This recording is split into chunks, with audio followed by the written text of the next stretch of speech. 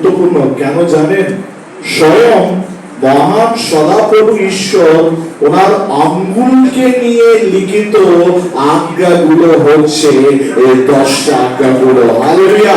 কোন মানব লিখিনি, কোন মানুষ লিখিনি, স্বয়ং ঈশ্বর ওনার আঙ্গুলকে নিয়ে সেই পাথরের উপরে লেখা আজ্ঞাগুলো হচ্ছে 10টা আজ্ঞাগুলো। 10টা আজ্ঞার মধ্যে আজ্ঞা হচ্ছে মাতা পিতাকে সমাদর করা। একটু আগে বললাম খ্রিস্ট জীবন মানে শুধু কথা বলার জীবন না, খ্রিস্ট জীবন মানে যে কথা বলেছি সে কথার উপরে চলার জীবন।